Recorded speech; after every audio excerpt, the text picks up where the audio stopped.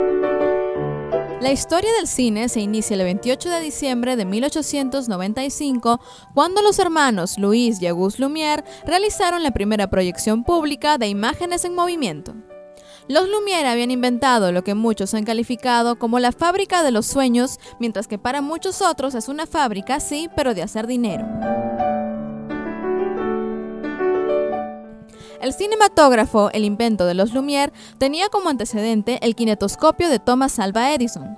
Ellos consiguieron fabricar una cámara más portátil y funcional a partir de aquel artefacto, que registraba imágenes en movimiento aunque no era capaz de reproducirlas. Aunque los hermanos Lumière nunca tuvieron excesiva confianza en las posibilidades técnicas y artísticas del nuevo invento, poco a poco estas proyecciones fueron atrayendo a un número de espectadores cada vez mayor. Las primeras películas combinaban indistintamente dos tendencias cinematográficas que pronto se separarían: el cine documental y el cine de ficción. Por un lado, exhibían escenas de la vida cotidiana, filmadas en exteriores como trabajadores saliendo de las fábricas, trenes, transeúntes, etc., y por otro, representaciones escenificadas grabadas en interiores. Algunas de estas cintas a las que nos referimos son las famosas Salida de la fábrica de 1895 o La llegada del tren a la estación del mismo año. Pronto, el particular invento fue distribuido por todo el mundo, bien a través de la compra de la patente o bien mediante la copia del artilugio. Diferentes inventores alemanes, norteamericanos e ingleses copiaron y mejoraron el cinematógrafo, y puede decirse que a finales del siglo XIX un amplio número de personas en Europa y en Estados Unidos habían visto algún tipo de imágenes en movimiento. Por ejemplo, en el caso de la India, el cinematógrafo llegó solamente un año después de que lo inventaran los hermanos franceses.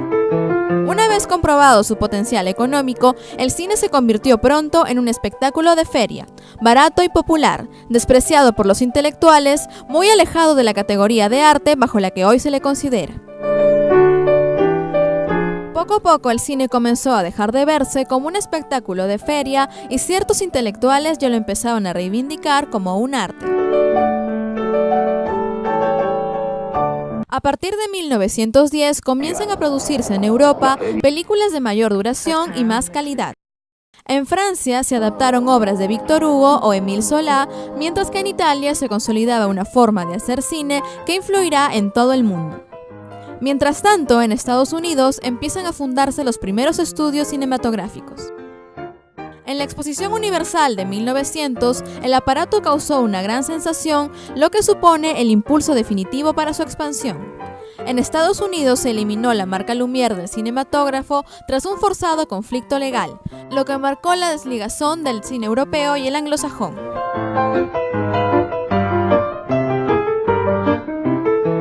Por su parte, sería la firma de Charles Pathé la que extendería el cinematógrafo a Berlín, Londres, Roma y Moscú.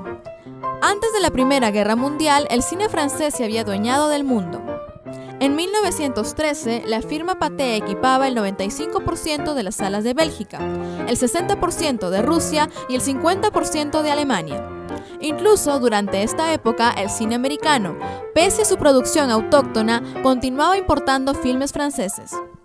A partir de la Primera Guerra Mundial, el testigo del mayor productor de cine pasaría a manos anglosajonas.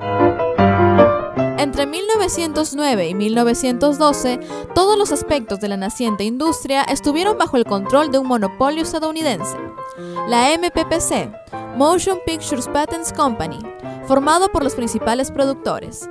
Este grupo limitó la duración de las películas a 1 o 2 bobinas y rechazó la petición de los actores de aparecer en los títulos de crédito. El monopolio fue desmontado con éxito en 1912 por la ley antimonopolio del gobierno, que permitió a los productores independientes formar sus propias compañías de distribución y exhibición, por lo que pudieron llegar hasta el público estadounidense obras europeas de calidad como Quo Vadis, de Enrico Guazzoni en 1912, de Italia, o La Reina Isabel, película francesa de 1912, protagonizada por la actriz Sarah Bernhardt. El ejemplo sobre todo de Italia, que en 1912, con 717 producciones, era el cine más potente del mundo, llevó a los productores estadounidenses a la acción, viéndose obligados a hacer películas más largas en las que los directores tuvieran también una mayor libertad artística y los actores figuraran en los títulos de crédito, lo que hizo indefectiblemente que algunos de estos se convirtieran en los favoritos del público. Como resultado, siguió un periodo de expansión económica y artística en el cine de este país.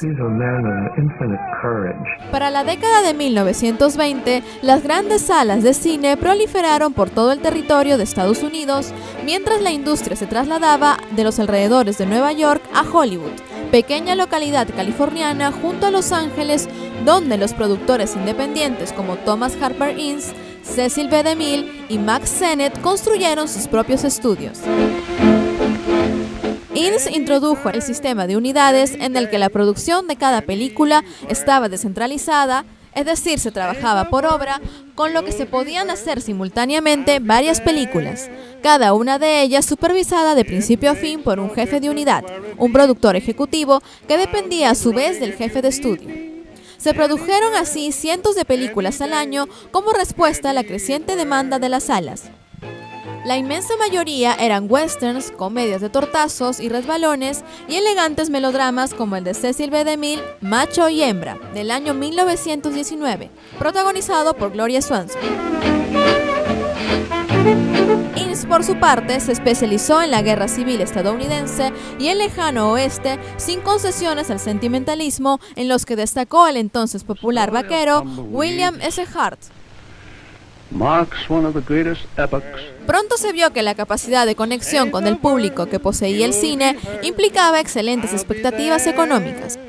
Aunque hoy hablemos de cine europeo como un cine de autor y de un cine norteamericano centrado en los aspectos comerciales, lo cierto es que a ambos lados del Atlántico pronto se enfocó el cine como un negocio. Señoras y señores, bienvenidos al vuelo sin escalas Nueva York-Londres. El cine nació con una pronta vocación industrial que se concretó rápidamente en la creación de diferentes empresas con la intención de rentabilizarlo, es decir, las productoras. Esta visión del cine como un producto rentable contribuyó a la realización de cada vez mejores películas, haciendo avanzar el lenguaje cinematográfico ya que el público demandaba mejores historias. Todo ello animaba a las empresas a invertir en esta industria. El nacimiento de una nación del año 1915 o Intolerancia de 1916 convierten a su autor David W. Griffith en uno de los padres del lenguaje cinematográfico, quien concretó en estas dos películas todas las aportaciones hechas en el cine hasta entonces. De la misma manera pasarían a la historia Fritz Lang, Sergei Eisenstein, Cecil B. DeMille, Charles Chaplin, Friedrich Murnau, Bertov, Jan Epstein, etc. A un lado del Atlántico se sitúa la poderosa industria de Hollywood, que desde un principio se conforma en torno a unas pocas sociedades que concentrarían la producción, distribución y exhibición de las películas con el fin de conseguir rentabilizar. Por su parte, las vanguardias europeas, francesa, alemana y soviética principalmente, se caracterizaron durante los años 20 por su experimentación formal con el lenguaje cinematográfico y reivindicando para el cine el estatus de arte.